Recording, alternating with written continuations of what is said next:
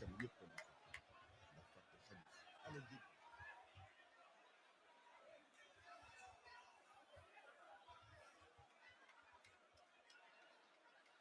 mbokk yi asalaamu aleykum wa rahmatullah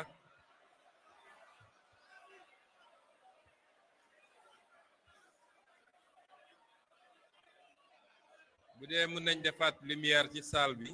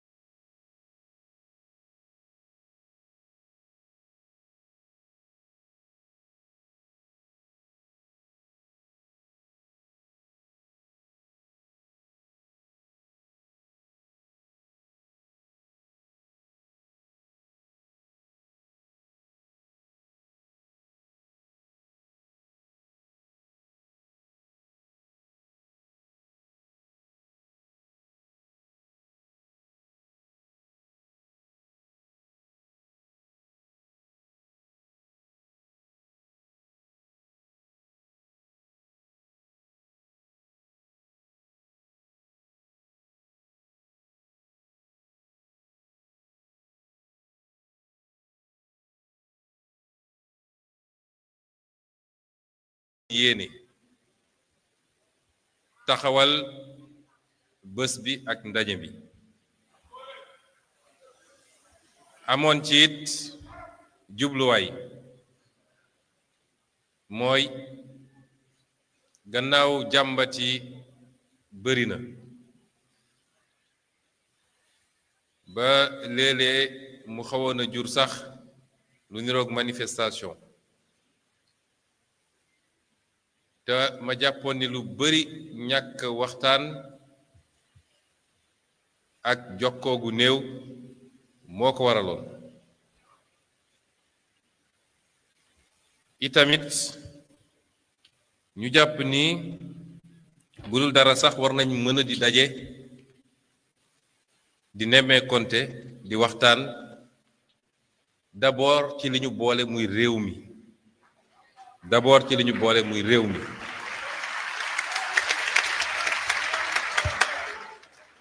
di waxtaan it ci li nga xam ne ci biir réew mi moo ñu boole di jumtukaay bu am solo muy parti bi ñu bokk di Pastef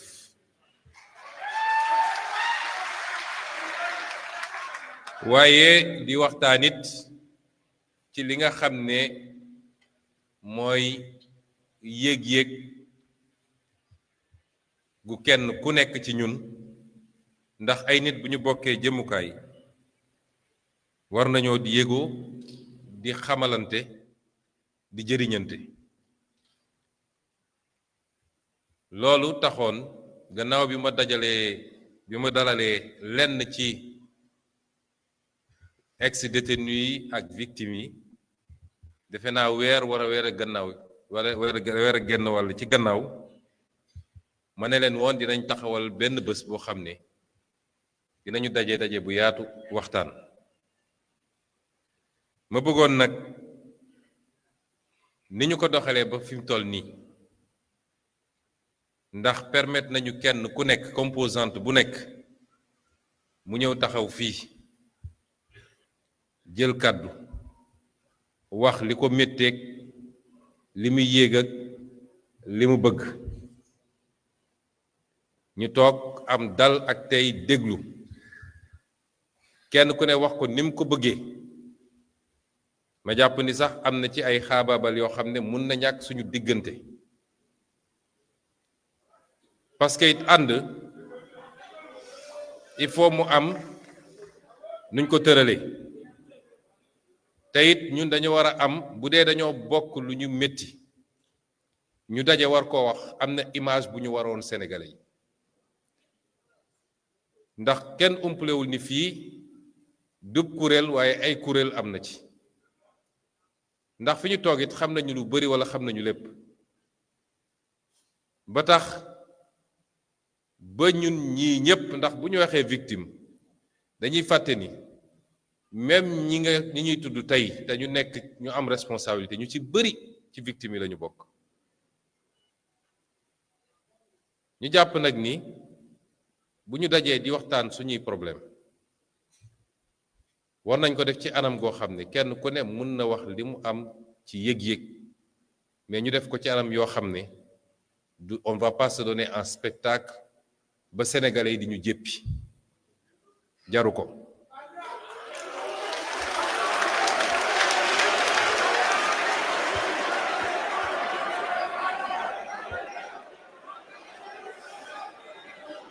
li may wax ak yéen nag bu leen ko jàppee critique jàppee leen ko cofeel gu bari gi mu am ci yéen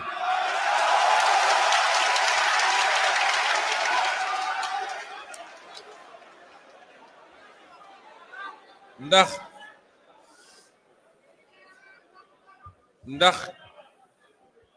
nit war nga fexe ba lii xew tey ak nuñ ko mën a tuddee ak nu munti mel ak lu mën a jur ci yow ci déception bu mu tax nga fàtte li xewoon démb te bañ a fàtte ni ëllëg leneen mun na xew ndax ngeen may ma nopp rek te déglu ma parce que li ma wax dafa am solo ba ci kii nga xam ne tey moom la yàlla def mu nekk président de la République di Bassirou Diomaye Faye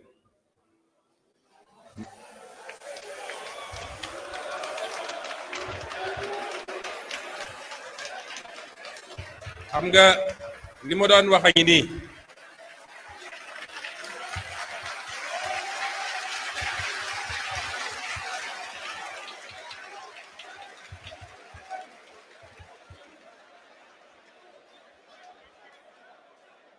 gis ngeen ñun patriote il faut ñu jàng ànd ak mesure parce que tey problème am na te kenn weddiwu ko man maa leen njëkk a wax ni problème am na maa ko njëkk a wax te am na loo xam ne foogewuñ ko woon nii te am na waaye nag bu ñu fàtte ni suñu diine daf ñu jàngal dara bul bëgg nit ba tax nga xaabaabal ci seede lu rafet waaye bul jéppi nit ba tax nga xaabaabal ci seede lu safaan wa ndax xamoo lu ëllëg di doon dama wax ni ba ci président Bassirou Diomaye Faye mii tey am nañu ay wuute ci lenn ci doxalin waaye du tee ñu fàtte ni bi mbir mi di métti ba métti am na loo xam ne taxawee na ko am na risque yoo xam ne jël na ko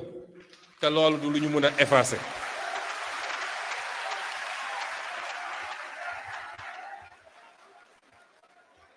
kon différent wu tey ak wuute tey dinañ ko gérer nañ ko war a gérer ndax fii nag ñi fi nekk ñépp xam nañ pourquoi ils se sont engagés te am nañ seen fulla bu doy man mii ñu fi tàccu bu ma jëloon yoon bu wuteeg li taxoon nit ñi jóg di ngeen taxaw ne ma ànduñu ci te duñ la topp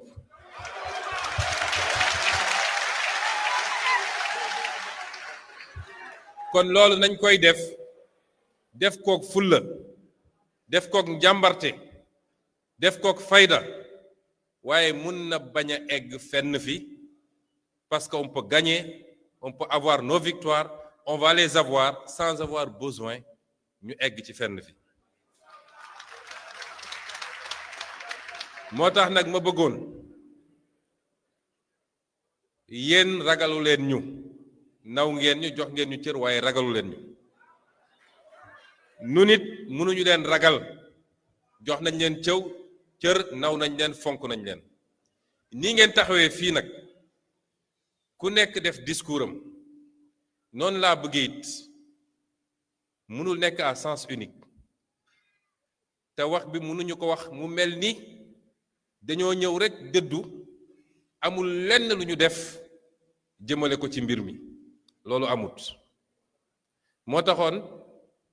dinaa njëkk a woo madame Maymouna Dièye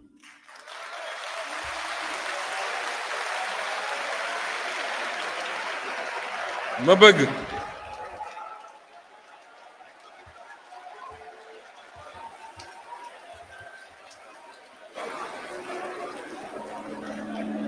may leen ma rek ma daaneel balaa Maimouna Dièye madame Maimouna Dièye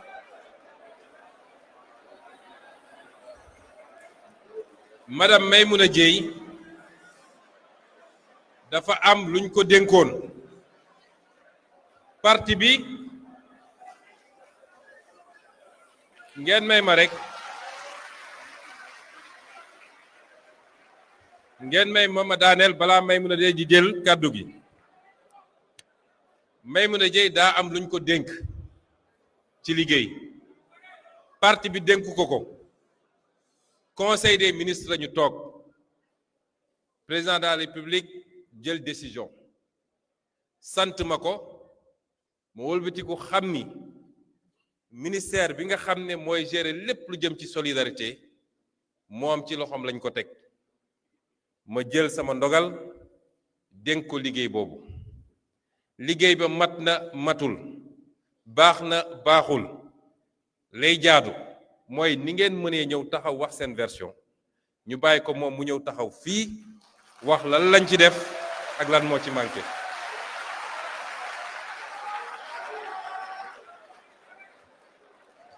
ñu def ko nag ci tey ak dal bu madame Maimouna Dièye pare man dinaa seq ak yéen ñaari waxtaan benn bi ab discours la boo xam ne damay yem ci liir ko ñaareel bi nag doon waxtaan bu gën a xóot ci li jëm ci stratégie boo xam ne day doore ci li ñu séq ca ñu daj ci lu ne te li fi nekk yépp di ay victimes daal koy yaatal nag ci fi ñu jëm ak li ñu dëgmal loolu buñ ko defee ba pare mun nañu ñaanalante te xam ni li ma waxoon keroog ci 8 novembre Pastef du parti bu ndaw Pastef bu dellu seen nekk Pastef donte musu koo dañ waaye dinaa wax lan mooy gàllankoor yi bu dellu see ci li mu war a nekk Pastef xajul ci lenn xajul ci kenn kon maa ngi jox kàddu gi madame Maimouna Dièye mu wax ak yéen ci tey ak dal ñu continuer waxtaan madame Maimouna Dièye vous avez la parole.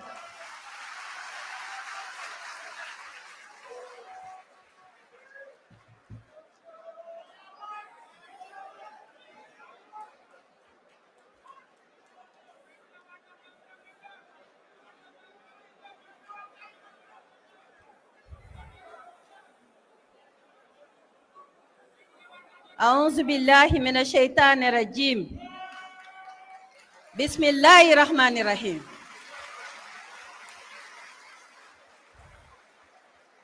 اللهم صل على سيدنا محمد الفاتح لما أخلق والخاتم لما سبق ناصر الحق بالحق والهادي إلى صراطك المستقيم وعلى آله حق قدره ومقدار العظيم يا حي يا حيوم استاحذ برحمتك yal nañu yàlla musal ci seytaane waaye balaa may sorek yéen maa ngi delloo njukkal suma waa ji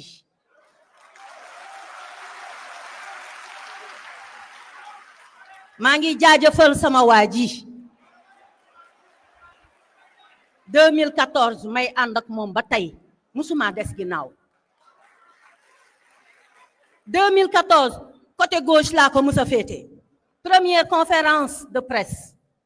maa doon joxe feuille yi di ko muy dossier de presse yi di ko distribuer journaliste yi saa yu ñu taxawee ni dañ koy arrêté ma génn wax lu rëy ñu jël si ma mbaa ñu arrêté ma ñaari yoon tëdd naa ko ci kaso bi ndax jëmmam ji waaye nag xam naa ni lu ma ko bëgg-bëgg yéena ma ko gën a bëgg xam naa ni amuleen sago ci moom moo tax ma bëgg ginnaaw bu ma leen baaloo àq ba pare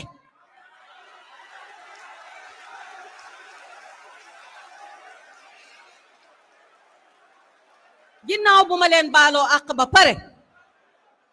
ma ni leen nag ngeen ñëw ñu ànd liggéey parce que loolu nag mooy solo si ni ko président Ousmane Sonko waxe wax na dëgg ndax dañ maa dénk loo xam ne foog naa ni xeex bi li muy metti metti bu weesoo kaso yi ñi ñàkk bakkan moom mii li mu ci daj ci yaramam foog naa ni liñ ma dénk moo ci gën a metti ndax sensible na sensibilité boo xam ne biñ ma koy dénk comme man yaay Fall la soldat la lu ma jox ma def ko man soldaaru Ousmane Sonko la lu war a metti ci moom na ñëw ci man noonu laa musa taxawee te looloo tax bi ma dénkee lii dama ne alhamdulillahi rabbil alamin waaye di leen yëgal ni laata mu ñu koy dénk en tant que gouvernement le parti PASTEF a fait ce travail-là. C'est l'occasion de rendre hommage à toute cette équipe bi nga xamante ni danga daan toog yeewu ñu ne la dawal gaaw am na ku ñu dambal fale am na ku tànk bi damm am na ku xam fale am na ku nekk ci jafe-jafe PASTEF taxaw ci seen wet maa ngi jàkkaarloog Abass Fall foog naa ni moom dong laa mën a seedeel loolu mu xam ne moom ak ñi mu àndaloon liggéey boobu ñu doon def moom la ma Ousmane Sonko dénk pour ma yeggali ko Seydina Ousmane dama juum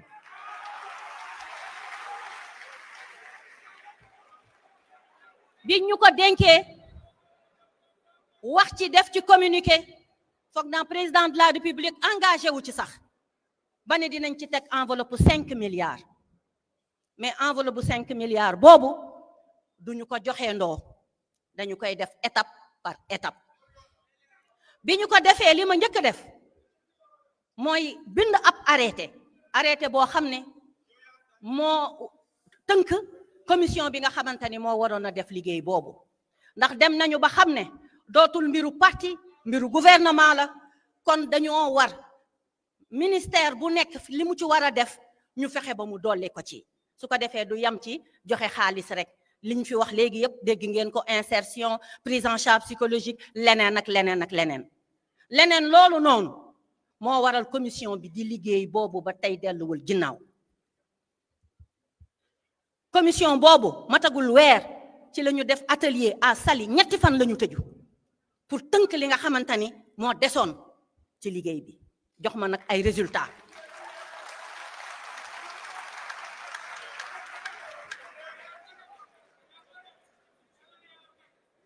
amiin yaa rabbi ndax ñun fayuk yàlla la ñuy wër ñun yàlla la ñuy xaar mu fay ñu loolu nag bi mu amee ma ne mënuma ci jàll te jaajëfaluma leen gàcce ngaa laa ma yéen les ex-détenus gàcce ngaa laa ma ñi ñàkk seen bakken seen famille yi di ci wax léegi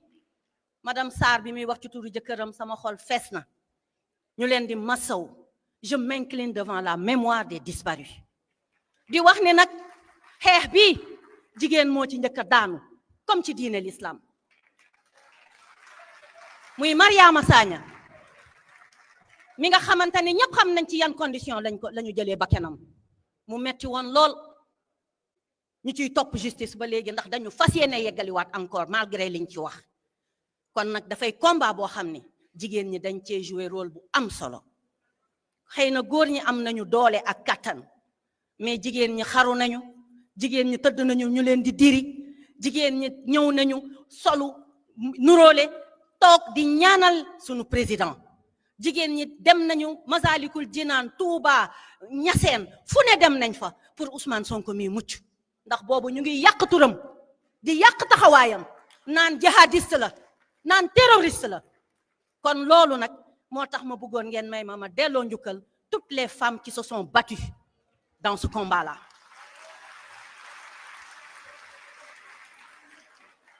di beral loxo nag les 17 Linguère ndax ñu ngi fi am na ñoo xam ne ñëwuñu waaye ñoom tamit foog naa ni bi ñuy déclenché 2021 lu bari ci ñoom la jóge woon ndax bañ ñu jàppee dugal ñu ci fourgonnette bi naan ñu ngi dóor jigéen ñeeg ñu ngi nangam, am na ñu mu yëngal seen xol. waaye di wax rek ni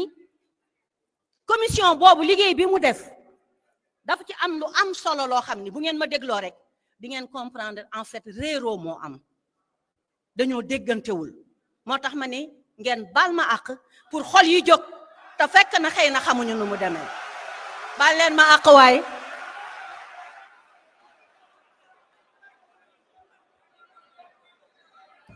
bi président de la république waxee ni 5 milliards dina ko teg muy enveloppe boo xam ne dañ koy jox ex-détenus yi ak famille victimes yi ak blessés yi ak ñi nga xam ne ay victimes lañu en règle générale parce que dañu bari, ñun dañu tàmbali liggéey bi. arrêté bi dafa génn, commission bi daje, ñu commencé. dëgg la nag y a eu beaucoup de lenteur, mais lenteur yi xam ngeen naka ngeen koy comprendre. dafa fekk loo xamul xamuloo ko. c'était la première fois Sénégal dund lii mu dund, métit bi ñu dund dans notre chair. il fallait que gouvernement bi toog, parce que bu doon ñun jëluñu pouvoir xëy na dañ doon continuer rek ci accompagnement bi, mais après dañu jël pouvoir. mu nekk loo xam ni lu bees la woon ci ñun, mu war a ànd ak méthodologie, mais mu war a ànd ak expertise. dootul Abbas foo nekk, Fatima Mbengue ana nga, déedéet. dañuy teg liggéey, teg yoon, teg plan de travail. loolu nag dafa daan laaj ay daje, ay waxtaan, mu xaw a yéex tuuti. waaye ba mu tàmbalee mu amaat beneen problème boo xam ne dañ koo confronté ci liggéey bi, muy problème mu crédit, maanaam disponibilité des fonds. parce que loolu doo ko wax, doo dem ci rajo bi naan leen waaw président de joxe na nangam waaye ñu ngi xaar. kon ñun ñoo mën de manière stoïque, et c'est ça la force de Pastef, nga xaar ba mu ñëw nga daal di tàmbali liggéey bi. liggéey boobu nag xaalis ba it ñëwul d'un coup, ndànk-ndànk la ñëw. 1,2 milliard sur 5 milliards. après am beneen 8 milliards bu dugg. fii mu nekk nii may wax ak yéen, xaalis bi ñu liggéeyee ba léegi nii suñ ko mënee wax, xaalisu ministère de la famille, de l'action sociale et des solidarités la. maanaam xaalis bi nga xamante ne moom la ñu waroon a jox ñi feebar te yenn saa yi nekk ci yenn situation ci hôpitaux yi, ñu ñuy woo, ak ñi nekk ci jafe-jafe, ak ñi bëgg a jàngi yenn saa yi seeni parents amuñu lu ñu leen fayale, ak coono yi ngeen di gis yenn saa yi ñu koy daj ci àll bi di dem di fekk ji néew ji doole yi. mais xaalis boobu dañoo mujj sàkk ci tàmbali liggéey bi, pour que ndax boobu yàlla xam na li ñu doon daj di gis kaa yenn yi. te yàlla mooy sama seede, xaw ma ñaata yoon laa toog sama bureau di jooy ndax di gis loo xamante ne doo xam noo koy tuddee. ñu tàmbali liggéey bi ba tey jii may wax ak yéen, xam ngeen ñaata la ñu dépensé gum, te du lépp la ci 5 milliards yi la jóge, mooy 1,8 milliard. j'ai tantôt dit 1,2 milliard plus 600 millions, muy 1,8 milliard. ba nii fii ma taxaw di wax ak yéen loolu la ñu gis, te lenn li dafa war a dugg. waaye leneen li ma bëgg a def comme précision, su ko defee waxtaan wi day yomb, mooy ngeen xam ne trésor public du ci ab kees lañ koy dugal, du ci benn coffre-fort lañ koy dugal. lépp loo xam ne war nañ ko ci def ay kayit la, kayit yooyu bu yeggee ba trésor public doog a fay ayant droit bi. maanaam DGPSN mi ngi fi, suma càmmeñ Matar Sène moom tam di ci liggéey bu am solo.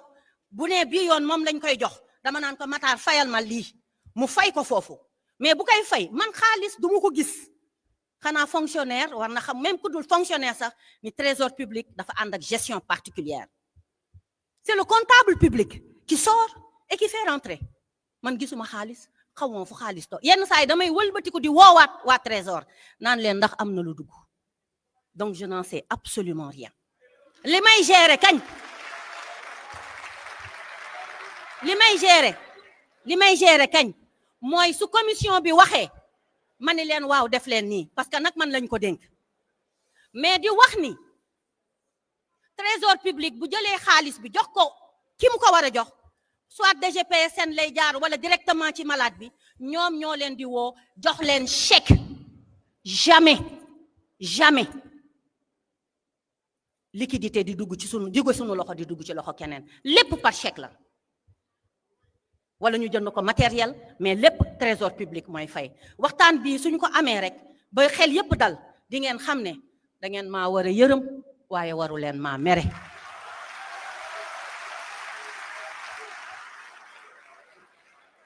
da ngeen maa war a yërëm parce que su ngeen xamoon li may daj ak li ma yanu ak xol bi ma ciy demee di ci xaar rek nag ngërëmal yàlla rek laa ciy xaar. ndax yàlla moo ko wax, fa man yaxmal misqaala zarratin xayran yara. su ma defooy lu bon wala ma def lu ma warul def, yàlla na ma ko yàlla wan. waaye bu dee li ma def baax na nag, ndax moom rek a ma jege, yàlla na ma yàlla fay. waaye dama xam ni incompréhension bu amee dafay jaadu ñu wax. moo tax may remercier le président Ousmane Sonko ci opportunité bi ma may tey pour ma def ko. bi ñu recensé parce que dañu ne recensement la ñuy njëkk a def, ANSD moo ko def, xam ngeen ANSD. ñu recensé 2190 ex-détenus, 2089 ex-détenus jox nañ leen ku nekk 500 000 francs. du woon ndàmpaay mais action de solidarité pour taxawu leen ñu siggiwaat tuuti. loolu biñ ko defee ba pare, beneen décision bu ñu jël, ñu ne dañuy jox famille bu nekk 10 millions de francs, muy 74 familles yooyu yëpp bi ñu waxtaanee ak ñoom dañu leen teg ci yoon ne leen nii ngeen di jotee seen xaalis. man du maa ko liggéey, commission bi moo ko liggéey. bi ñu leen waxee loolu, 30 familles fii may wax ak yéen jox nañ leen seen 10 millions, 30 sur 74. waaye am na 7 yoo xam ni seen enquête def nañ ko, contrôlé nañu, gis nañ ne dañu ko war a jot, semaine bii lañ ko waroon def. ma ne leen bàyyi leen bi yoon ma fekkee ko ndax ma mën a waxtaan ak ñoom. donc suba lañ koy def wala ginnaaw suba. muy 37 familles. am ñoo xam ne nag dañu feebar. seen conséquence su affaire bi ci seen kaw metti na, il fallait ñu taxawu leen. ñoo gën a indi sax déclenchement wu paiement yi. parce que à un moment donné il fallait payer, il fallait soulager, est-ce que xool ngeen nit man may yaay yor juróomi bant nampal ndax mën naa xool kuy souffrir? mënul nekk. donc ñooñu nga xam ne dañu feebaroon biñ leen di jàppale, ñooñu ñoo gën a déclencher mbir mi. ñu ne kon duñu xaar, ma woo sama DAGE ne ko est-ce qu'il y a quelque chose ci biir ligne aide et secours? mu ne ma waaw. ma woo Matar Sène, woo Bay di ñaaw mi nga xamante ni moo yore fonds de solidarité, ku nekk ne ma am naa toogaay bu xaw a équilibré. ma ne leen kon nañ leen doxal. période boobu nag ñu bëree ngi jàmbat, ñu bëree ngi wax, ma comprendre leen parce que xam naa métit bi ngeen dund. mais na ngeen xam ne lii ma wax fii mooy chiffre yi am, mooy li ma wax mooy li am. malades yi am na 283 malades yoo xam ne jël nañ leen en charge. ñii fii ci réew mi am na ñoo xam ne sax yóbbu nañ leen bitim réew. foog naa ni Cheikh Sourat mi taxaw fii buñ ko joxoon kàddu dina mën a wax. Turquie la jógee te dafay dellu mois prochain. keneen ak keneen noonu. kon ñun suñu xamee ne cas bi am na fi rek dañ lay xëcc wax ak yow. moo tax toujours dama koy wax ci samay waxtaan. ñiy wax di kalaame di boole naan waaw ministère bi deful dara, mais pourquoi duñu ñëw ci man wax ak man mu gën a yomb? man ñu ñëw ci man laa wax. suñu ñëwee ci man xëy na dina gën a gaaw. da ngeen di ñëw ñu xool situation yi. joxe naa numéro téléphone parce que au début aussi il y avait des problèmes. baal leen ma yeggali. au début il y avait des problèmes. mooy ci biir liggéey bi amoon na loo xamante ne nag amoon na ci tey dinaa ko wax. amoon na sabotage. sabotage boobu bés bi ma ko xamee laa ci jël ay mesures. te sabotage boobu mooy ñi nga xam ne jàpp nañu ne waruñu leen a jox dara. waruñu leen jox 500 000 mais famille yi aussi parce que nee nañu ñi dee ñoo rey seen bopp waaye ñii tamit dañ doon xeex ba am ndam tey. waaye bi ma ko xamee ma jël ci matukaay yu mat sëkk. personnellement maa créé comité ci sous comité di woo nit ñi di wax ak ñoom. kon ku am cas boo xam ne war nga koo faj am na ñoo xam ne xam nañu fi ñuy jaar pour wax ak man wax leen ma ko rek ba ma yëg ko. foog naa ni nag leneen li ci des mooy ñu wax ni 1634 ex-détenus defal nañ leen enquête boobu c'était pour voir léegi bu ñu paree faj ñi mën a faju ak ñi nga xamante ne xëy na dañ leen di gunge rek ndax am na métit yoo xam ne vraiment loo leen faj conséquences yi dafa nekk ci ñoom bu baax a baax ñooñu da nga leen di gunge di leen jàppale. foog naa Khadija Diagne mi ñu tudd léegi fii waa Touba barki démb xëy na waxu leen ko waaye maa ngi doon waxtaan ak moom ak ñeneen ñoo xam ne ñu ci bëri ñu fi tudd maa ngi dégganteeg ñoom pourtant mais di wax ni léegi lenn rek laa bëgg ñu retenir ko mooy en attendant ñu yeggali parce que ñun nag dañoo am combat boobu mooy libérer le Sénégal. combat boobu balaa ñu fay mën a yegg foog ñu ànd juboo nekk benn say bu ñu nekkee benn say di yëggateendoo di tegandoo loolu laa gis moo tax ma ni ñi ñu recensé les 1634 dañu ne ñii est-ce que dañ leen di dugal parce que bu dee fonction publique commission bi mi ngi ci biir dañ leen di dugal ci biir fonction publique ñii dañ leen di utal ay bourse ñu dem jàngi ñii dañ leen di lebal xaalis ñu inséré wu ñii dañ leen di yóbbu ci agriculture ku nekk li nga wax ni moom nga bëgg dañ ko noté def ko rapport te rapport boobu jox naa ko le premier ministre Ousmane Sonko. léegi nii fi ma toog maa ngi xoolaat dossier yi y'a 28 enseignants yoo xam ne dugalaat nañ leen ci loolu la jaar ci biir enseignement. am na agriculture monsieur le ministre Mabouba Diagne jox na ma nombre ñi nga xamante ne nee na dina leen boole ci projet boo xam ne dinañ leen jàppale. sunu mag Aïda Mbodj a ngi nii toog yore DER interpellé nañ ko ci te am na liggéey boo xam ne mi ngi ko ciy pare. ak kan moo ci desati encore léegi nii Moustapha Njekk Sare mi ngi may xamal ni moom tamit tubaarkàlla macha allah dossier yi mu yor yëpp pour formation bi dina ko ci def. Abbas Fall nee na ma soxla naa 300 jeunes yoo xam ne dinañu leen yóbbu ci ay chantier pour infrastructure yi ñu war a defar ci réew mi ñoom ñoo fay dem di fa liggéey. kon nag alhamdulillahi rabbil alamin alhamdulillah ala kulli al li ko PM waxee léegi lu mu metti nañu ànd ak sunu sago dafa baax ci doomu aadama parce que nag léegi pour dem ci projet bi tëjee foofu loolu laa leen di dénk mooy bi ñuy xeex 2014 dafa am lu ko waraloon ba 2024 ñu jël pouvoir boobu dafa am fu ñu bëgg yóbbu ko 2050 du tax ñu jóge ci pouvoir bii Seydina Ousmane moo ko wax de nee na 2050 du ñu fi jóge léegi kon lan moo ci des nañu ko dooleel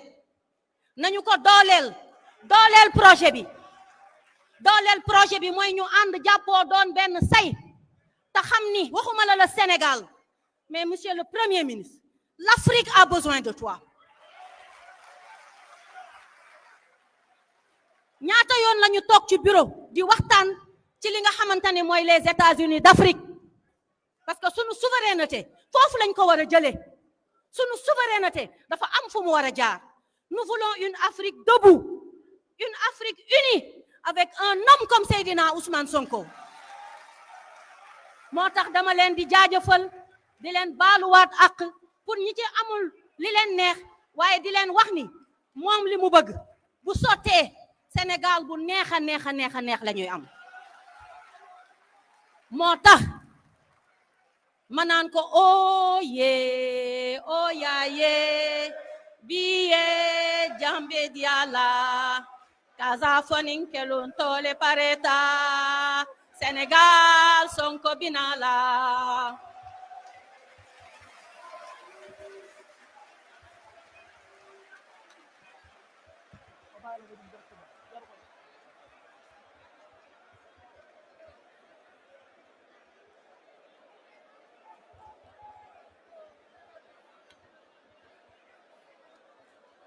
jërëjëf madame le ministre Maïmouna Dièye.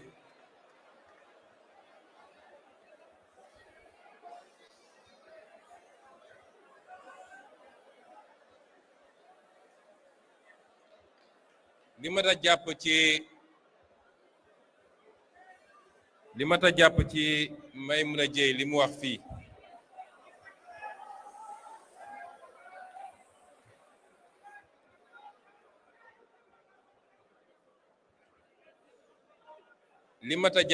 Maimouna Dièye wax fii mooy ñun ñëpp war nañu bàyyi xel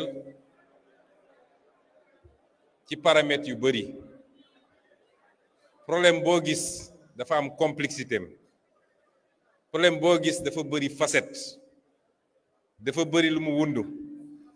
dafa bari ay ramifications moo tax kenn ku ne bu jëlee benn fenêtre rek dafa mel ni kër rawatina këru angle bu dee da nga nekk côté bële yow benn fenêtre bi rek ngay gis wala benn bunt bi rek ngay gis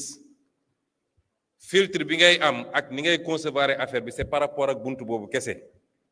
amaana lu bari mun na jaare beneen côté bi teew doo ko gis moo tax dans l'analyse li ci ëpp solo mooy ñu wóoluwante parce que it xeex politique combat politique combat wu conviction yàgg na am Sénégal démarré wul ak ñun am na balaa indépendance di am Sénégal ay bakkan rot ci am na dès les premières heures de l'indépendance ay bakkan rot ci ay xeex yu métti am na ba ci ki ñu fi wuutu bi muy jël nguur gi en 2012 waaye Pastef ni mu taxawee ci ñi ànd ak moom di xeex ni ñu leen taxawoo musul am fii ci Sénégal musu fee am musu fee am d'abord Pastef en tant que parti politique ak suñuy moyen nu mu néew bi ñuy nekk opposition mbir mi di métti détenu fu mu mus a nekk Pastef nemmeeku na la andi na la añ andi na la reer faj na la seeti na say mbokk làmb na poos jox la te loolu ci cotisation yi la rawatina nag waa diaspora yi ma leen di delloo njukkalit Pastef bi mu yegsee ci nguur li mu njëkk a def ci conseil des ministres ci gouvernement mooy ne nañu xool nu ñuy utee moyen d'accompagnement loolu amul benn base juridique moo tax bëgguñu ko tuddee sax indemnisation parce que indemnisation terme juridique la il faut procès am condamnation am ñu fixer les dommages et intérêts ne lii mooy indemnisation nga doog ko mën a def mais loolu amagul waaye xaaruñu loolu ñu ne nañu décréter benn montant te it ma leen di bëgg a bàyyiloo xel lenn dañoo bokk ak ñi réew mi ñu bëree nañu moytu ñu jéppi ñu ci waxu xaalis ak jox leen ma ak maa ko xeexoon ak nañ ci bàyyi xel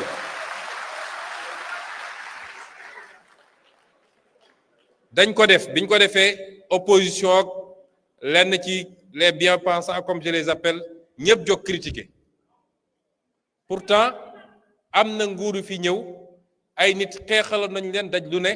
te kenn musul inscrire dans le budget ne maa ngi dugal 500 millions sax xuma la 5 milliards pour xool nu may accompagner les victimes biñ ñëwee ba teg loolu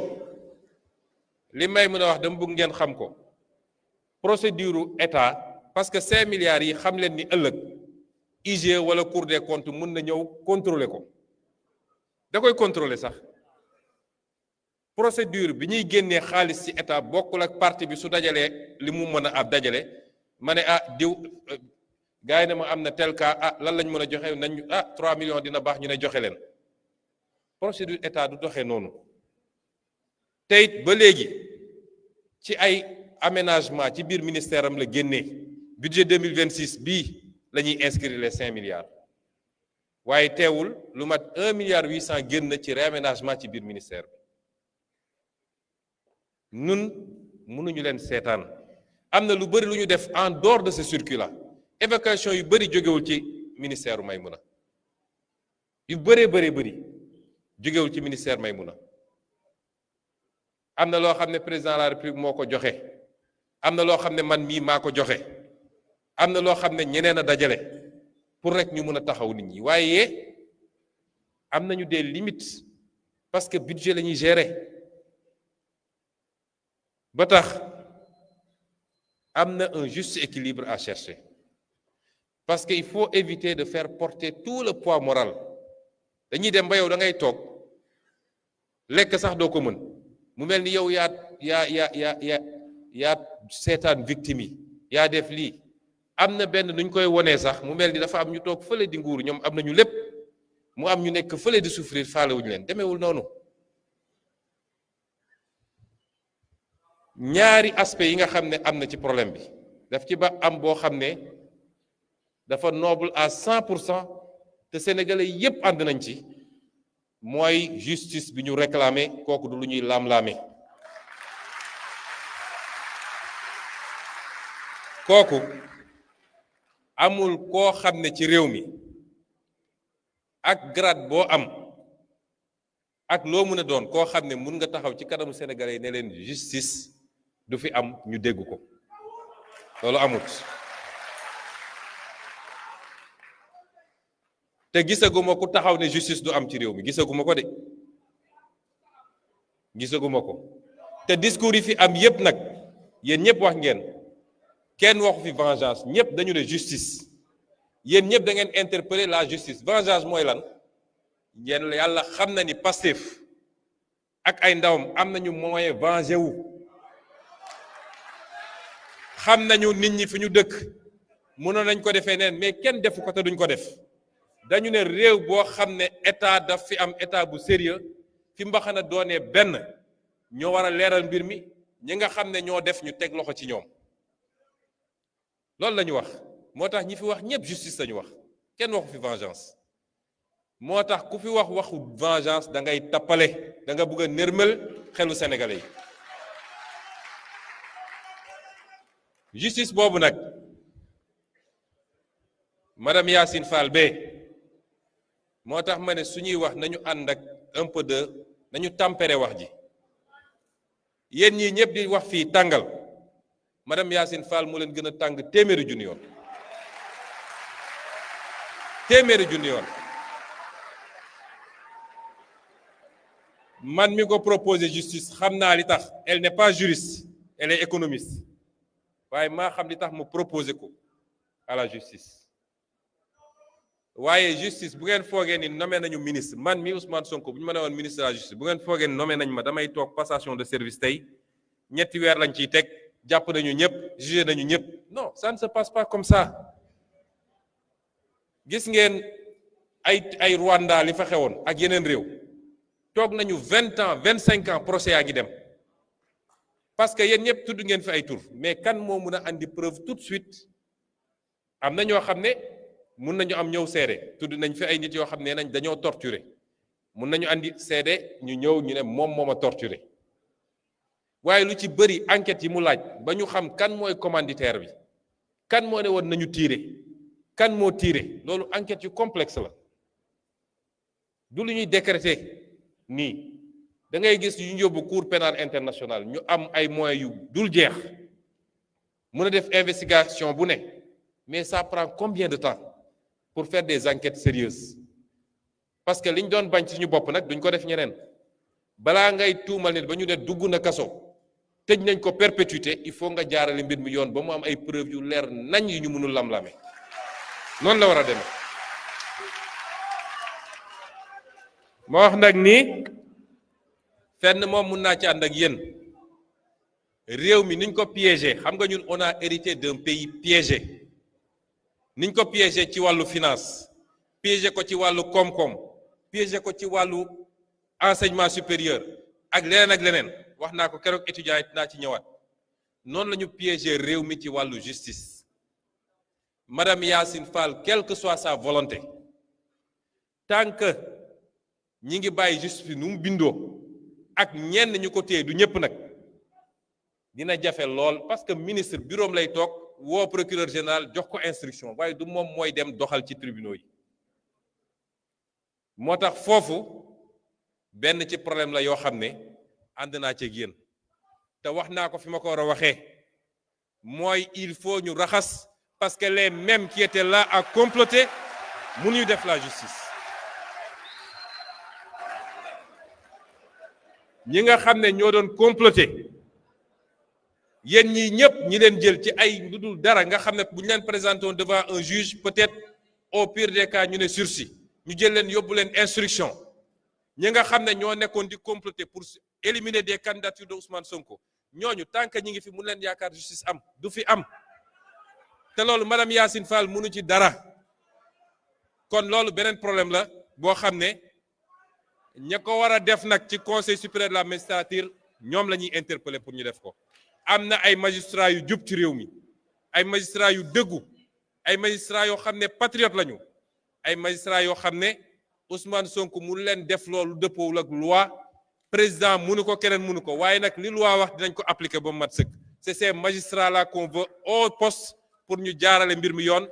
muy ñu dëpp keesu réew mi muy ñu rey xale yi muy ñu torturer on a besoin d'une justice avec des magistrats sérieux pour mun a am justice boobu.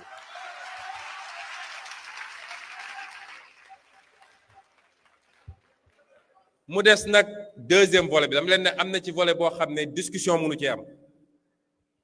Sénégal yëpp d'accord nañ ci dégg naa sax ab kilifa diine wax ko justice réew mu amul justice amul dara munoo développer réew bu amul justice réew moo xam ne ki ñu dénk magistrat mu war a toog bureau jàpp na ni am na un droit de vie et de mort en violant la loi même sur qui il veut réew moomu amul sécurité. réew moom mënul développer réew moomu investisseur du fa ñëw investir réew moomu du jóg ci fitna moo tax loolu ñun ñëpp dëppoo nañ ci mu des nag le deuxième volet boobu dafa am une partie noble ak partie boo xam ne war nañ cee dem ak tey mooy lépp lu jëm ci accompagnement ci réhabilitation donte que je conteste le terme de réhabilitation ak yeneen yu mel noonu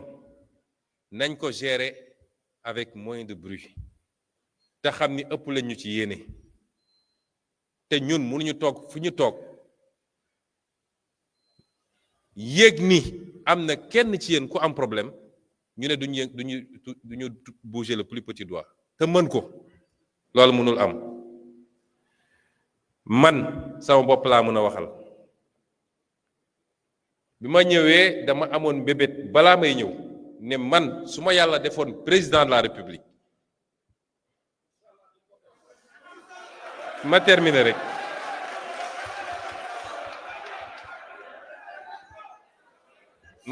rek boobu maa nga ci opposition ma ne bu ma yàlla mayoon ma am responsabilité boobu ma yemale ko ci loolu am naa mbébét niser na la nga xam ne moom lañ ci war a fay duma ko laal waaye ñàkk laal boobu tekkiwul ni may naa ko état dama ko jël bloqué ko ci benn compte ne su yàlla defee mu dem ba mat 100 millions ma jël ko def ko un fonds d'accompagnement aux victimes waaye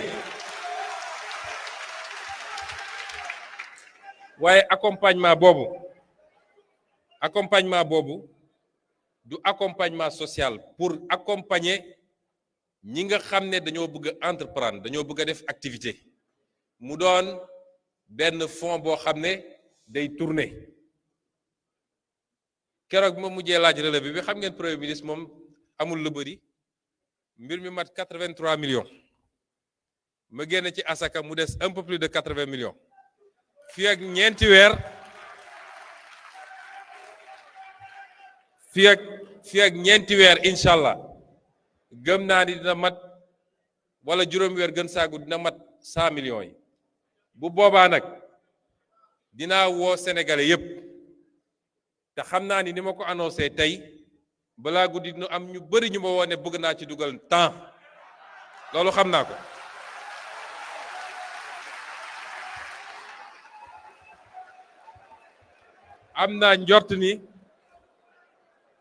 am naa njort ni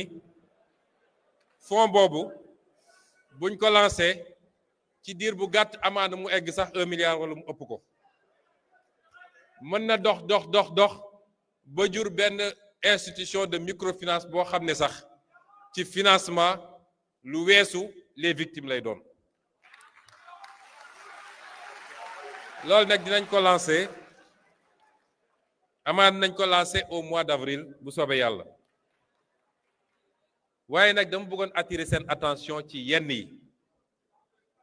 Maïmouna Dièye léegi dafa rappeler parce que ñun dafa am lu ñu woote woon ak fi ñu bëgg a jëm mu am ay dog-dog yu ci am ci diggante bi ñun waruñu taxaw ci dog-dog yooyu nit yàgg naa jóg décider xeex ngir réewam lu ne dal ko ci waaye warul doon benn fixation boo xam dañ ciy taxaw parce que nag bu ñu fàtte lan moo taxoon ñu jóg ne dañuy xeex lan moo taxoon ñu jóg ne dañuy xeex lan moo taxoon ñu sanc projet Pastef bi et est-ce que ñu ngi ci loolu parce que am na noo xam ne bu ñu ko doxalee buñ fi wax ay 50 ans de boo moytul benn mandat bi sax duñ ko wees nañu delloo ci xel yi patriotisme dafa am lu mu signifié liñ fi wax yépp dégg naa ko mais bu ñu fàtte lan moo taxoon ñu jóg situation yi nag dafa am ñu ci dugg di ci profito teel naa leen wax ni Pastef mooy adversaire u Pastef rek moo mën a doon adversaire u Pastef ba tax bu ngeen seetee am na ñoo xam ne newuñu sax ci biti nee nañu suñu biir la ñu nekk am na ñoo xam ne newuñu sax ci biti nee nañ suñu biir la ñu nekk mais dañuy essayer instrumentaliser yenn situation yi bu amee parce que seen objectif mooy changer narratif bi dem naa ba dégg ci ñoo xam ne sax seen théorie léegi mooy xale yi génnuñu woon xeex ngir projet bi waaye Ousmane Sonko lañ doon xeexal loolu mooy naka la ñuy changer narratif bi ba déconnecté xeex bi nga xam ne moom lañ doon xeex ngir réew mi ak yeneen projet politique yoo xam ne mi ngi judd ci suuf am na ñoo xam ne ñi ngi woote allié fu ñu génn leen li ne nous réclamons justice xam ngeen seen calcul lan la ñoom jàpp nañ ni li xew ci réew mi Ousmane Sonko am na ci responsabilité bu ñu yëkkati woon justice amaana moom ak ñi fi newoon ñu bool leen ñoom ñëpp comme ça ñoom ñu am boulevard bu ñu jàll. léeg-léeg dafa am ñoo xam dañuy instrumentaliser vos frustrations et vos combats di ñëw di organiser sax di organiser di essayer dajale nit ñi loolu bokkul ak ñu taxoon a jóg et nous devons être très vigilants. ba tax ci li nga xam ne dañ koy utiliser ci ay argumentaire mooy di détecter fu frustration am rek ba li xew barki démb ci université yi parce que man damay dégg léegi Sénégal ku am benn problème bu ndaw li ngay njëkk a wax mooy ñun ñoo leen faloon eh bien kontaanatuma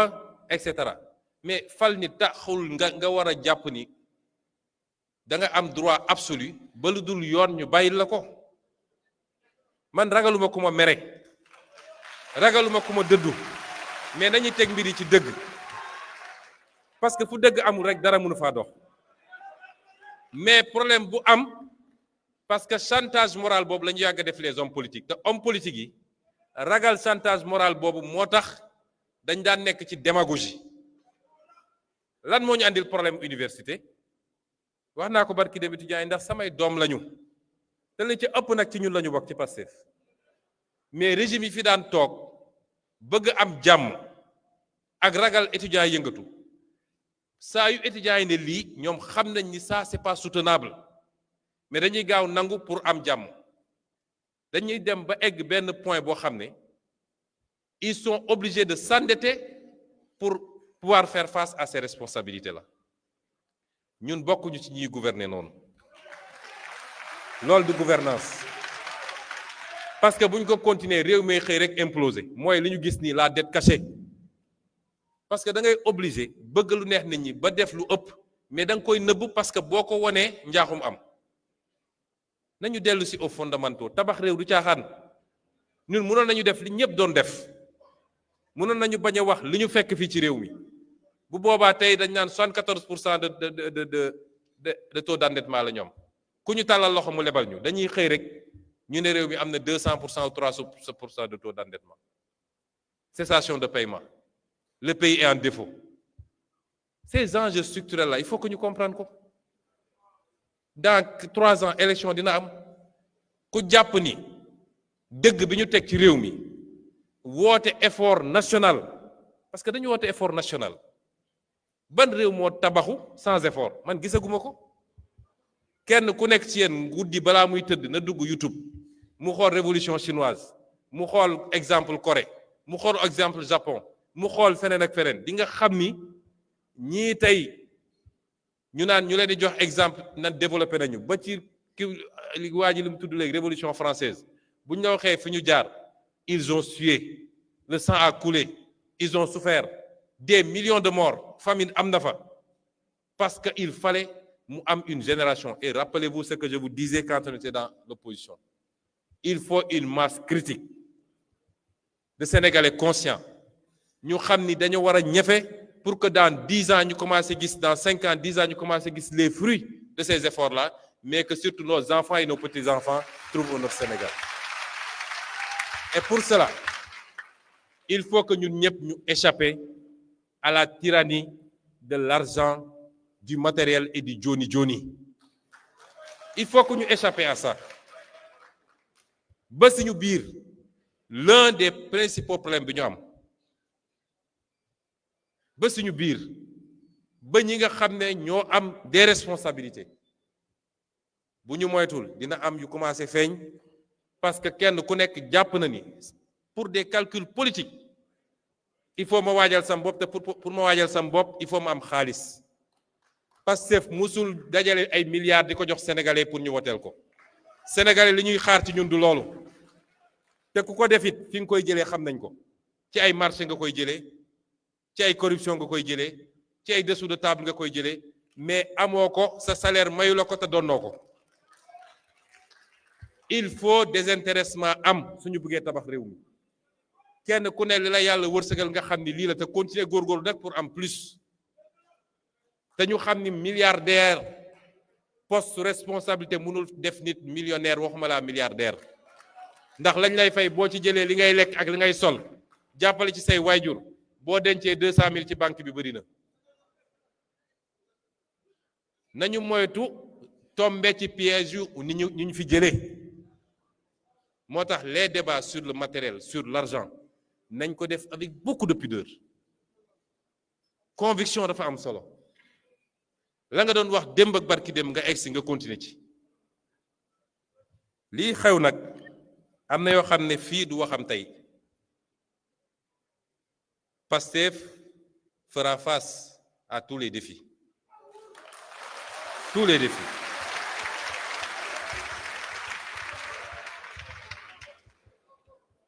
li ñu xam bëri na dañu ne woon tekk rek mais lu waay lal ak lu waay préparé xam nañ ko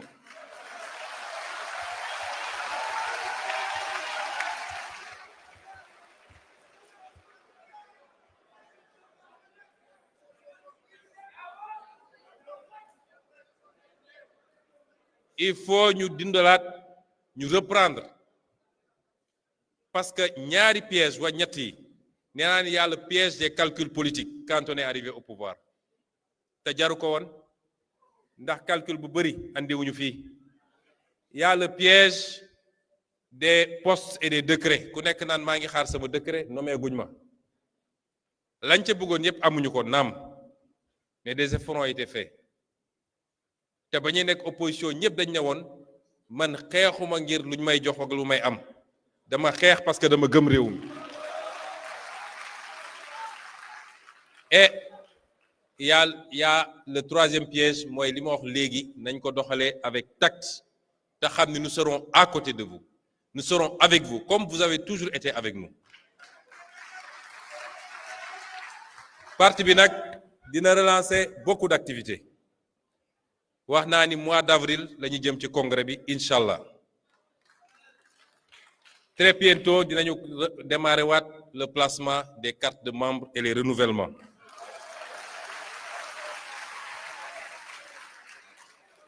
dinañu jublu it naa reprendre aussi les tournées nationales département bu ne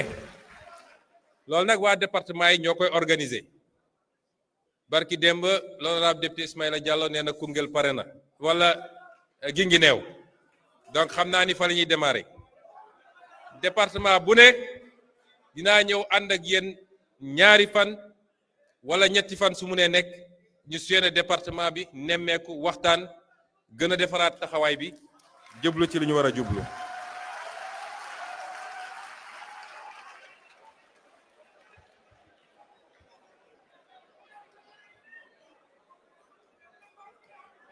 ma insiste tamit mu am lu ma ñaan rek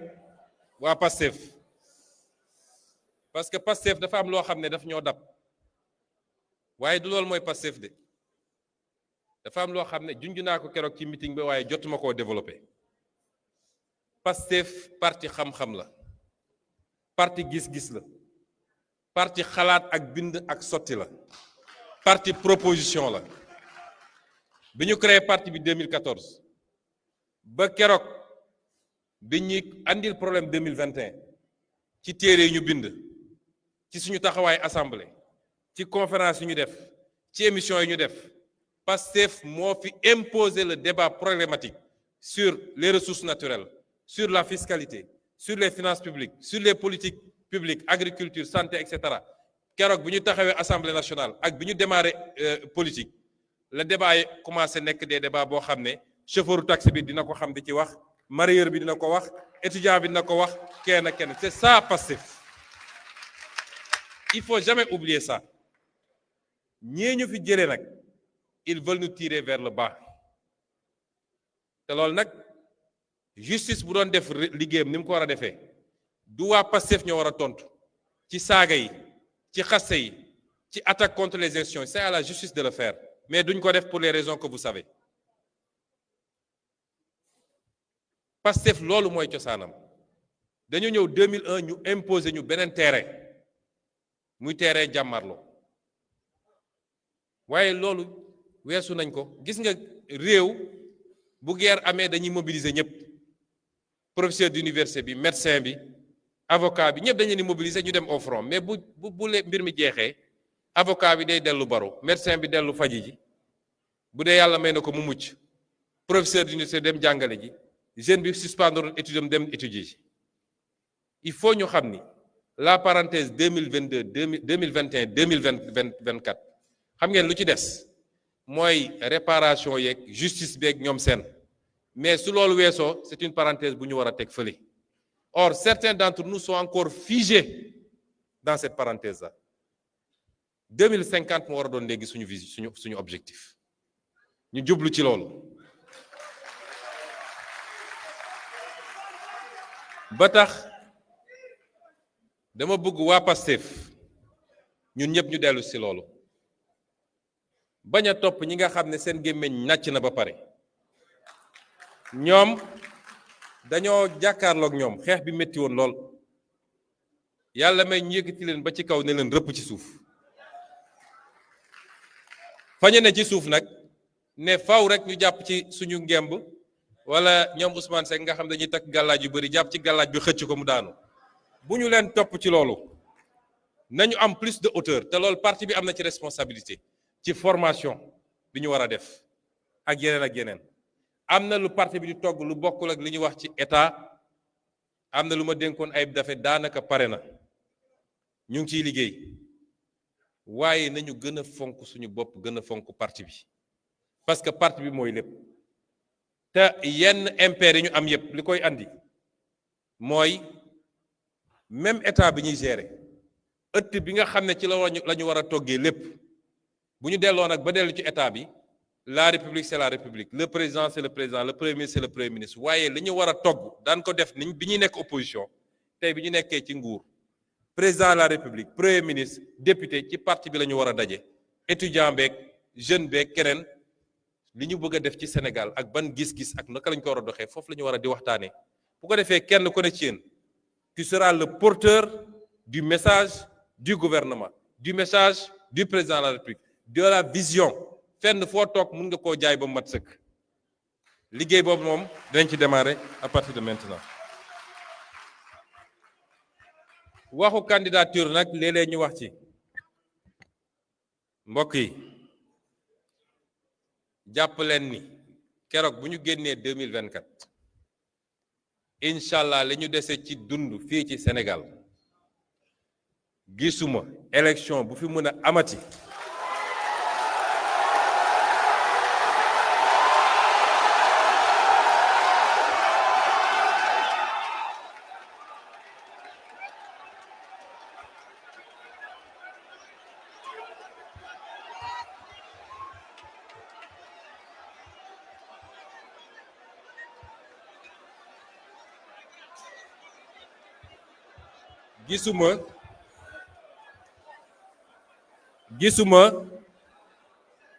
gisuma élection bu fi mën a amati muy élection locale législative présidentielle su ma ci bokkul maa bëggut a bokk.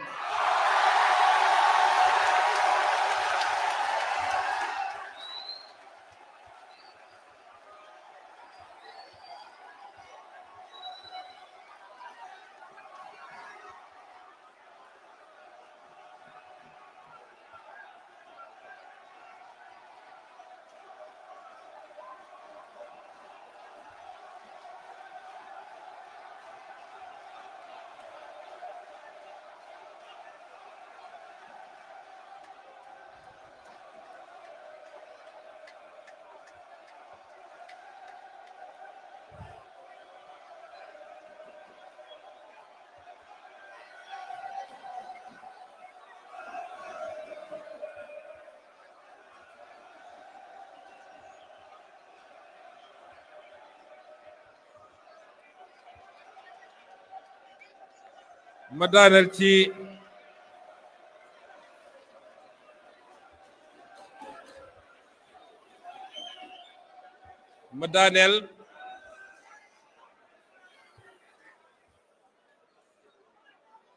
li ma leen wax nii téere la téye leen ko tey élection bu amati Sénégal incha rabbi bu ci Ousmane Sonko bokkul moom moo choisir librement mais je ne veux pas être candidat bu soobee yàlla.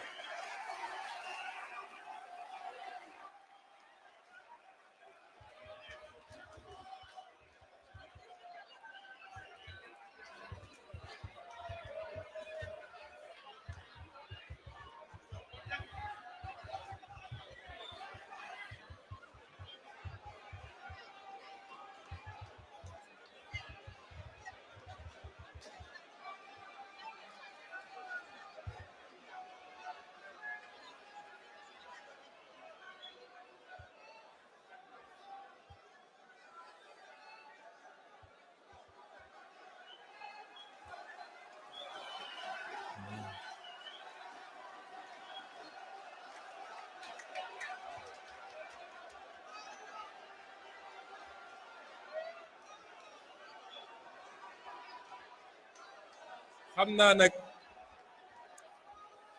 naa nag am na ñoo xam ne lii dalal seen xel mooy essayer nërmal xelu sénégalais yi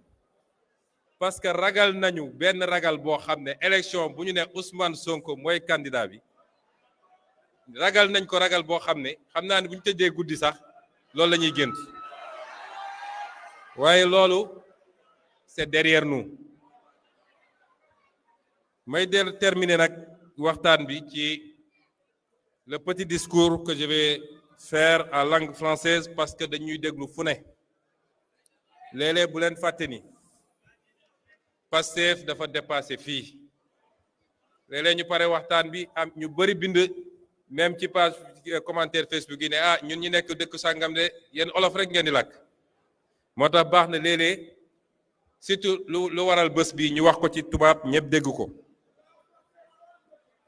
Chers compatriotes, frères et sœurs de douleur et d'espérance, familles endeuillées dont le cœur saigne encore, anciens détenus politiques dont l'esprit n'a jamais été capturé, blessés courageux qui portaient dans votre chair la vérité de notre histoire. Aujourd'hui, je ne vous parle pas seulement comme président de PASTEF, encore moins comme Premier ministre. Je me tiens devant vous comme un frère marqué, façonné par les mêmes larmes, les mêmes injustices, le même rêve brisé et reconstruit. Nous sommes réunis pour honorer ceux qui ne reviendront plus, ceux dont les rires ont été étouffés par la brutalité d'un système qui a voulu écraser un peuple debout. Le Sénégal se souvient, le prix de notre liberté. Aujourd'hui, le Sénégal s'arrête. Le Sénégal se recueille. Le Sénégal se souvient. Nous nous souvenons de chaque visage, de chaque nom, de chaque vie interrompue ou brisée. Ces jeunes, ces étudiants, ces citoyens ordinaires sont sortis dans les rues, non pas par violence, mais par amour viscéral pour leur pays et par refus absolu de l'injustice. Leur seule arme était leur droit, leur seul bouclier était la Constitution. Aux familles des martyrs, chères mères, chers pères, frères et sœurs éplorés, la nation tout entière partage votre douleur. Vos enfants ne sont pas des statistiques, ce sont des héros. Leur courage a ébranlé les murs de l'oppression. La dignité, face à la répression, a ouvert la voie au changement historique que nous vivons. Leur don de soi ultime pour la patrie est notre dette éternelle. Votre enfant n'est pas mort pour rien. Il a été victime d'un système qui a choisi la répression au lieu du dialogue. La justice, la vraie, viendra. L'État veillera à ce que chaque responsabilité soit établie, que chaque dossier soit élucidé. Nous vous devons la vérité. Nous vous devons un pays digne du sacrifice de vos enfants. Aux anciens détenus politiques et aux blessés, à vous qui revenez des ténèbres, à vous dont le corps raconte l'histoire mieux que n'importe quel commentaire. Vos cicatrices sont des décorations nationales. Votre dignité dans l'abîme a guidé tout un peuple vers la libération, vers un nouveau souffle. Vous êtes les drapeaux vivants de la résistance sénégalaise. PASTEF, du cri du peuple au choix du peuple. PASTEF n'est pas né dans un bureau climatisé pour une ambition politicienne. PASTEF est né d'un cri. Un cri poussé dans les diasporas, les quartiers populaires, les campagnes, les consciences réveillées d'une jeunesse qui refusait la résignation.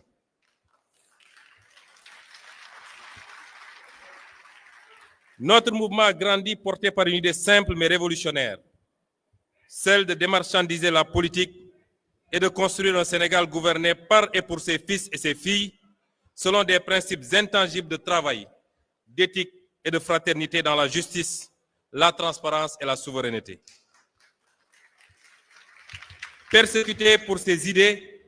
nous avons été dissous, arrêtés, diffamés, emprisonnés, insultés, calomniés, tués. Mais chaque oppression a renforcé notre conviction. En fermant nos portes, ils ont ouvert nos cœurs. En fermant nos portes, ils ont ouvert nos cœurs. En emprisonnant nos corps, ils ont libéré nos consciences. Nous étions un cri du peuple. Nous sommes devenus son espoir, puis son choix.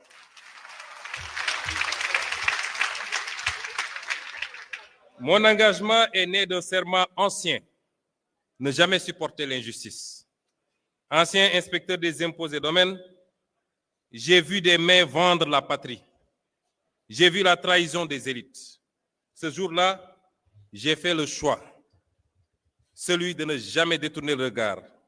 celui de ne jamais me soumettre. Ce serment m'a mené vers le syndicalisme, puis vers la politique, puis vers vous, puis vers la radiation, puis vers la persécution et les brimades, puis vers les tribunaux, puis vers la prison, puis enfin au pouvoir. Comme nos martyrs et comme tous ceux qui sont ici, j'ai connu la cellule, la disqualification, la diffamation, la faim extrême, mais je n'ai jamais cédé car ma force venait de vous.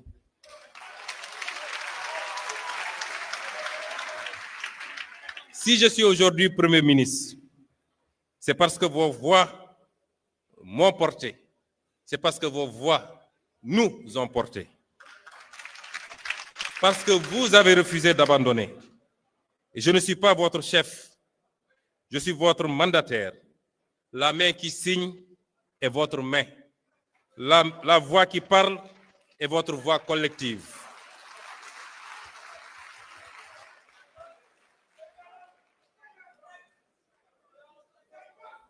Honorer nos martyrs ne consiste pas seulement à pleurer ou à les célébrer une fois par an. Il consiste à bâtir. La vérité et la justice sans compromis. Élucider les événements, les responsabilités établies, la page de l'impunité tournée. Aucun nom ne soit oublié, aucun dossier ne soit enterré. La construction d'un État juste, réformer les institutions en profondeur pour qu'elles servent les citoyens, non des intérêts particuliers. Et l'économie de la dignité, mettre en œuvre le projet économique de PASTEF par la création d'emplois, l'industrialisation, la valorisation de nos ressources pour le peuple, nos richesses financent notre avenir, nos écoles, nos hôpitaux. La jeunesse héritière et cœur battant du pays. Investir massivement dans l'éducation, la formation et l'entrepreneuriat. Pour la mémoire des victimes et celle de tous les combattants contre l'oppression politique et les libertés. J'ai reçu d'ailleurs 2 propositions différentes venant d'un architecte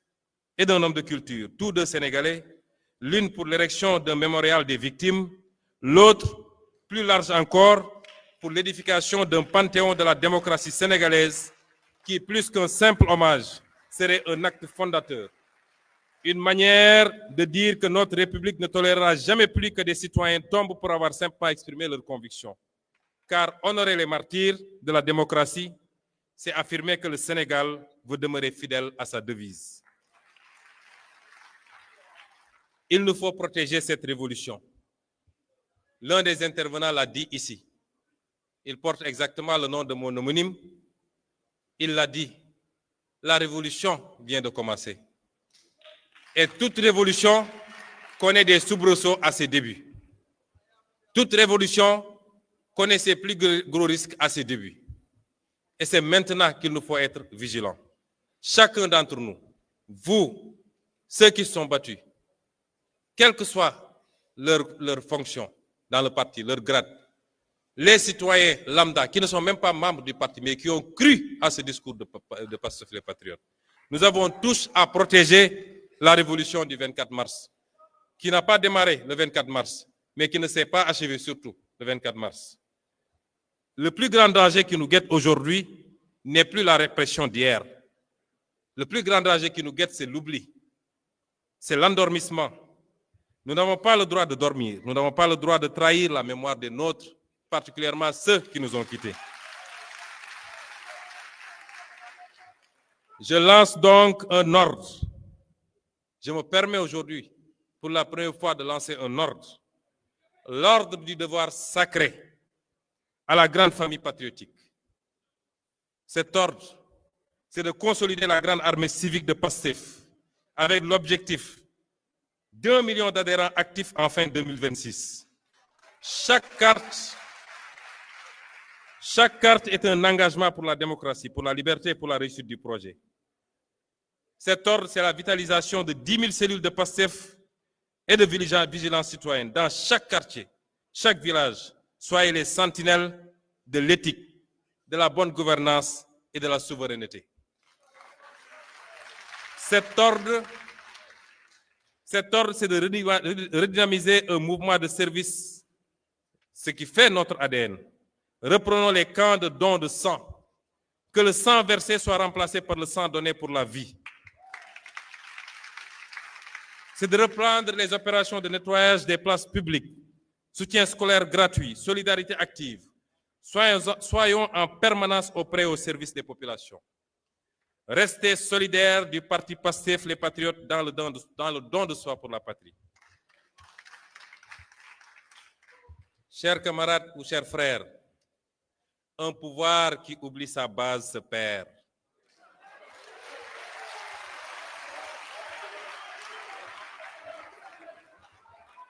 Un parti qui oublie son éthique meurt. PASTEF doit rester la conscience vivante de la nation. une référence en Afrique par la force de ses idées et l'exemplarité de son action. Pour cela, nous nous appuierons sur les valeurs qui sont notre ciment: la fraternité, la solidarité, le travail acharné et une éthique inébranlable.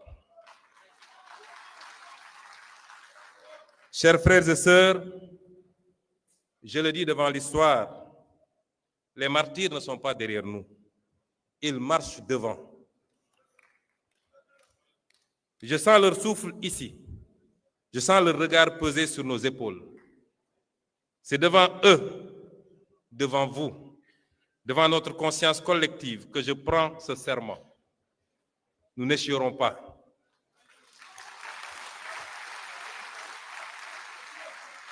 Nous ne faiblirons pas. Nous ne trahirons jamais. Nous ne les trahirons jamais.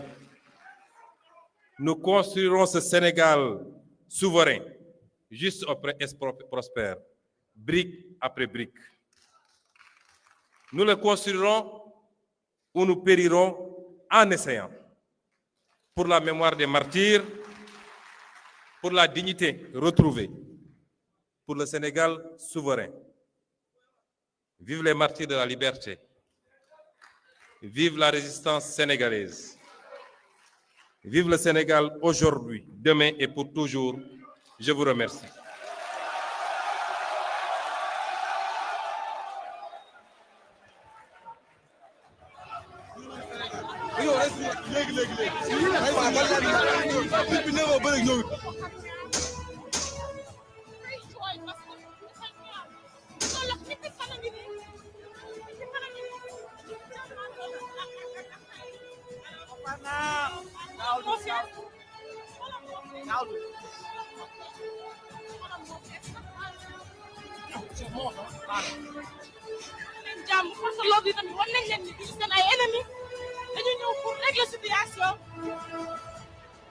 Ndakaaru ba Ziguinchor askan wépp a ngi fàttali ndax fàtte xaju fi ana njéggal te justice amul ndax jàmm joo gis yoon na ko lal ñii ci ñàkk seen bakkan deret yii ci tuuru ngir xeex nooteel woon askan wu taxaw ngir dog ñu jeng yi ñoom ñii ñoo joxe seen bakkan ngir askanu Sénégal siggi faw ñu dellu siggil leen xeex ngir yoon àtte dëgg fàttali àddina ni sañ-sañ ak ngor ak moom sa bopp dees ko yelwaan des koy xeex.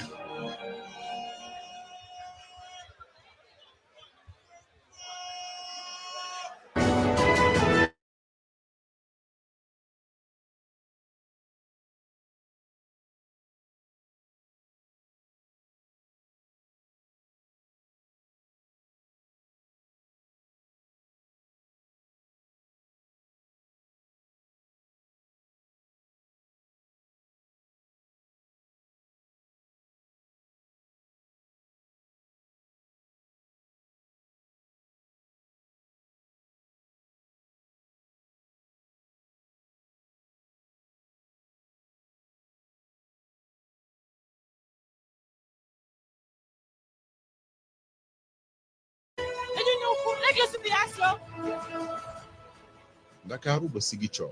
askan wépp a ngi fàttaliku ndax fàtte xaju fi ana njéggal te justice amul ndax jàmm joo gis yoon na ko lal ñii ci ñàkk seen bakkan deret yii ci tuuru ngir xeex nooteel woon askan wu taxaw ngir dog ñu jeng yi ñoom ñii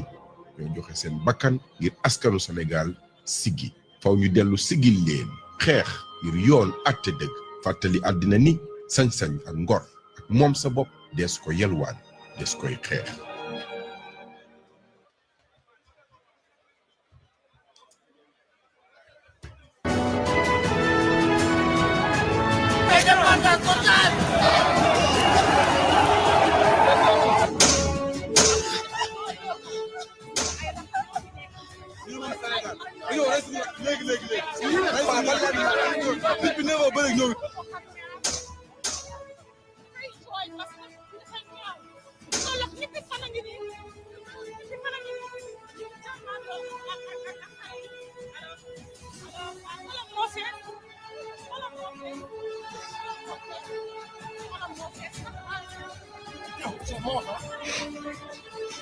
jàmm parce que loolu tamit war nañ leen ni duñu seen ay ennemis dañu ñëw pour régler nation. Ndakaaru ba Ziguinchor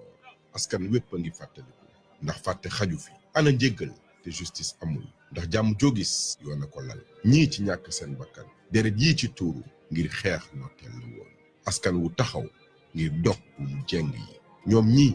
ñoo joxe seen bakkan ngir askanu Sénégal siggi faw ñu dellu siggil leen xeex ngir yoon àtte dëgg fàttali àddina ni sañ-sañ ak ngor ak moom sa bopp des ko yelwaan des koy xeex.